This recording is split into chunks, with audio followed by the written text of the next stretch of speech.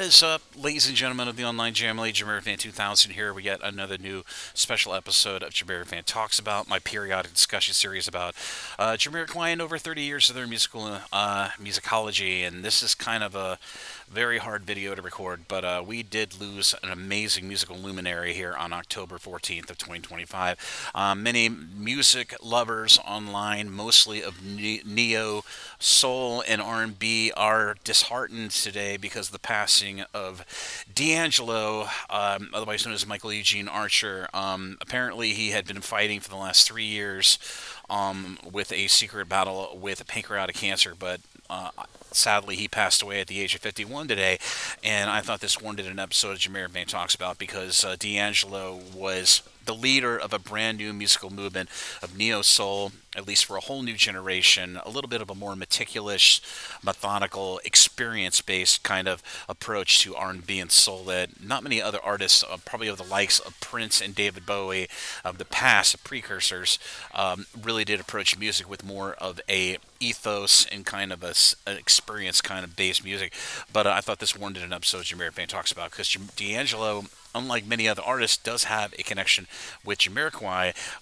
Little known fact, D'Angelo did meet up with Stuart Zender and Don D back between the years of 1998 to 2002 when Stuart Zender left, fired, eye of the beholder on what happened there.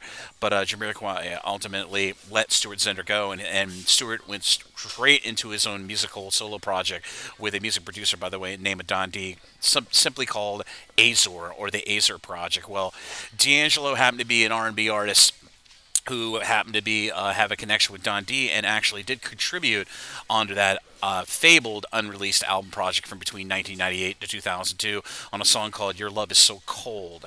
And D'Angelo, in his own right, would go on to produce three amazing solo albums in his career, Brown Sugar, Voodoo, and ultimately nearly a decade removed from his second mainstream breaking album, Voodoo, with, of course, D'Angelo in the vanguard on his album Black Messiah.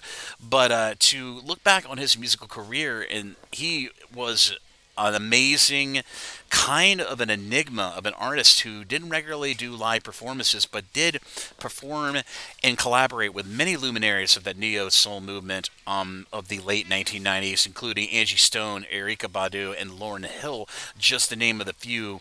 But like I said, D'Angelo did hit pay dirt with his second album, sophomore release of course, Voodoo, with the lead single untitled How Does It Feel?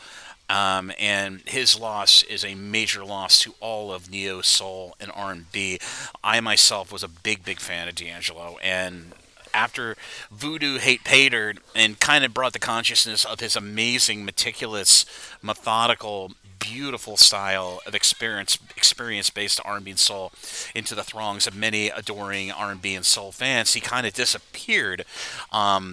And then came back out of nowhere with his new band arrangement in this new band called The Vanguard, and doing many concerts to support that album,